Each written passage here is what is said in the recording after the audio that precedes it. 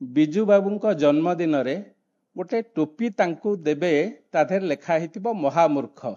ଯୋଉ ପର୍ଯ୍ୟନ୍ତ ସେ ଟୋପି ସିଏ ପିନ୍ଧି ନଥିବେ ସେ ପର୍ଯ୍ୟନ୍ତ ସେ ତାଙ୍କ ଜନ୍ମଦିନରେ କେକ୍ କାଟନ୍ତି ନାହିଁ। ମୁଁ ଏ କଥାକୁ ପୁରା ପାଖରେ ଦେଖିଛି। ସେ ମହାମୂର୍ଖ ଟୋପି ପିନ୍ଧିଲା ପରେ ସେ ଆସି କେକ୍ କାଟିବେ। ପ୍ରଫୁଲ୍ଲ ଘଡ଼େଇ ମହୋଦୟ ବହୁତ କଥା କହିଲେ, କିଛି କିଛି କଥା ମଧ୍ୟ ଛାଡ଼ିଗଲେ। ଆମେ ଯେଉଁମାନେ ରାଜନୀତିରେ ଅଛୁ ସମସ୍ତେ ପ୍ରଶଂସା ଶୁଣିବାକୁ ବହୁତ ଭଲ ପାଉ।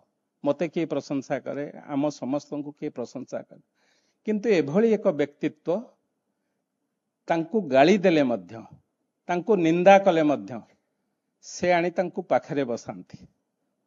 ଏଇଠି ତ ମୋ ସମ୍ମୁଖରେ ସୁର ଭାଇ ଚିନ୍ତା ଓ ଚେତନାର ସଭାପତି ବସିଛନ୍ତି।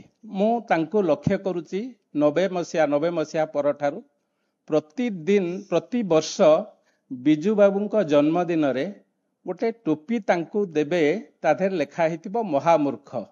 ଯୋଉ ପର୍ଯ୍ୟନ୍ତ ସେ ଟୋପି ସିଏ ପିନ୍ଧି ନଥିବେ ସେ ପର୍ଯ୍ୟନ୍ତ ସେ ତାଙ୍କ ଜନ୍ମଦିନରେ କେକ୍ କାଟନ୍ତି ନାହିଁ। ମୁଁ ଏ କଥାକୁ ପୁରା ପାଖରେ ଦେଖିଛି।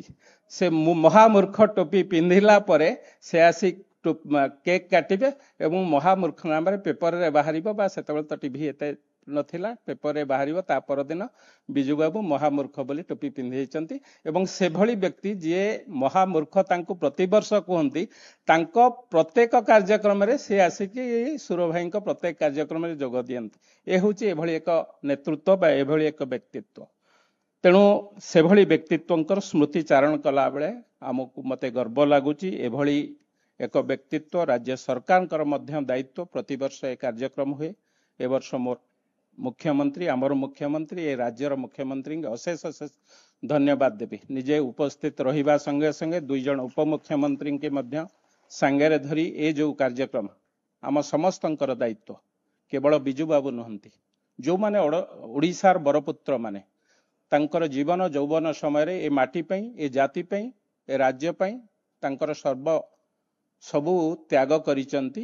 ତାଙ୍କୁ ସମ୍ମାନିତ କରିବା, ତାଙ୍କୁ ଶ୍ରଦ୍ଧାଞ୍ଜଳି ଦେବା, ତାଙ୍କୁ ଶ୍ରେଷ୍ଠ ସମ୍ମାନ ଦେବା ଏ ଜାତିର ନୂଆ ପିଢ଼ିର ଦାୟିତ୍ୱ ଏବଂ କର୍ତ୍ତବ୍ୟ ମଧ୍ୟ। ପ୍ରଫୁଲ୍ଲ ଭାଇ କହୁଥିଲେ କାହିଁକି ମୋତେ ଡକାଯାଇଛି ମୁଁ ଜାଣିନାହିଁ। ଆମେ ଏଠି ସମସ୍ତେ ନିର୍ବାଚିତ ସଭ୍ୟ ବା ମୁଖ୍ୟମନ୍ତ୍ରୀ, ଉପମୁଖ୍ୟମନ୍ତ୍ରୀ, ମୁଁ ମଧ୍ୟ ବିଧାୟକ। ପ୍ରଫୁଲ୍ଲ ଭାଇ କିଛି ନଥାଇ ଏଇଥିପାଇଁ ଡକାଯାଇଛନ୍ତି, ଆପଣଙ୍କ ସମ୍ମୁଖରେ ଯେଉଁ ଯୁବ ସମାଜ ବସିଛନ୍ତି, ଯେଉଁ ମା ମାନେ ବସିଛନ୍ତି, ଏ ଜାତିର ଇତିହାସକୁ ପଢ଼ିବେ, ଏ ଜାତିର ଇତିହାସକୁ ଶିଖିବେ।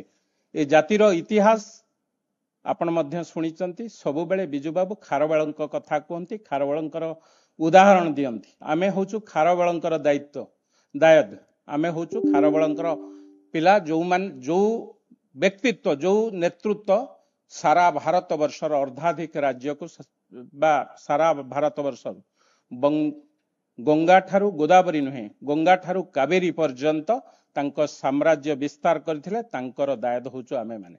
ତେଣୁ ମୁଣ୍ଡ ପାତିକି କାହା ପାଖେ ଲୋଚା ହେଇଯିବ ନାହିଁ, ସବୁବେଳେ ଲଢ଼ିବା ଶିଖିଛୁ। ତେଣୁ ତାଙ୍କୁ ବେଳେବେଳେ କଳିଙ୍ଗ ଷଣ୍ଢ ମଧ୍ୟ କୁହାଯାଏ। ଏ କଥା ମଧ୍ୟ ଆମେ ବ୍ୟକ୍ତି ବିଶେଷରେ ବେଳେବେଳେ ଆଲୋଚନା କରିଥାଉ। ଏବଂ ସେଇ ବେଳେବେଳେ ବିଭିନ୍ନ ସମୟରେ ଏଭଳି ଗୋଟିଏ ସେଣ୍ଟେନ୍ସ କହିଦେବେ, ଏଭଳି ଏକ ବାକ୍ୟ କହିଦେବେ, ସାରା ଭାରତରେ ସେ ଆଲୋଚନାର ବିଷୟ।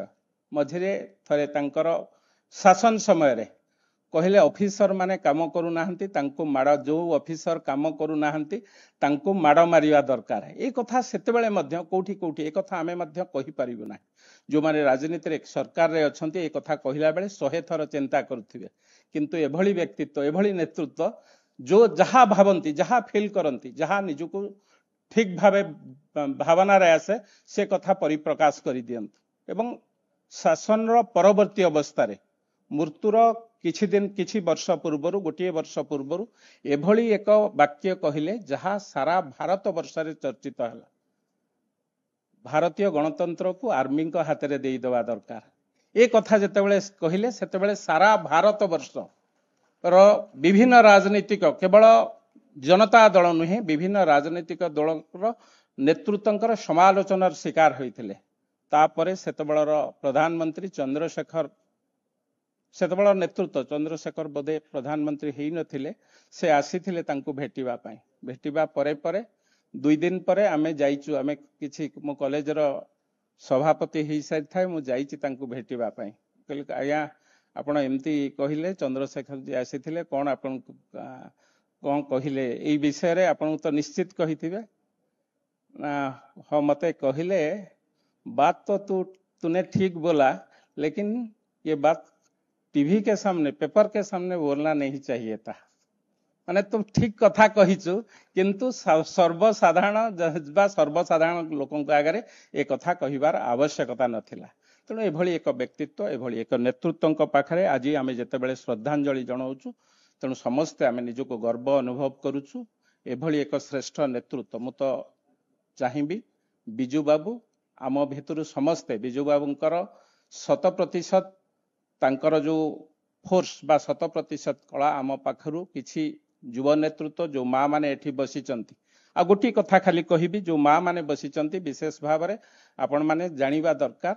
92 मसीहा कि 93 मसीहा पंचायत निर्वाचन एवं पौर निर्वाचन आमे सेतेबेले पुरुष प्राधान्य राजनीतिक दल हो जाइथिलु। स्त्री लोक माने राजनीति की आसु नथिले, किए जदि आसुथिले तार परिचय होतला कोन, से तार भौणी कि से तार स्त्री कि से तार झियारी, एई परिचय रे आसुथिले।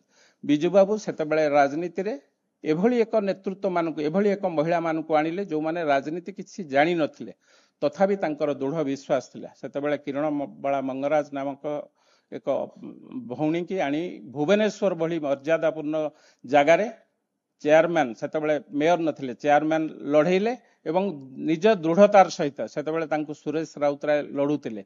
समस्ते भाबुतिले सुर राउतराय जीति जिवे, किंतु बिजू बाबू पूरा तांको पाई प्रचार प्रसार कले एवं माँ मानकु अनुरोध कले, जदि माँ माने मो कैंडिडेट को जिते भोट देबे निश्चित भावे ए भुवनेश्वर विकास हेबो।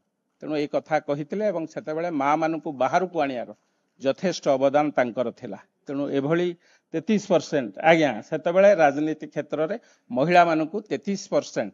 आज जदि आपण मानकर परिचय आज आमे मोर भौणी माने मोर माँ माने राजनीति की आसीचंती, निज परिचय नहीं कि आसीचंती, आउ स्वामी कि भाई रो परिचय दरकार नहीं।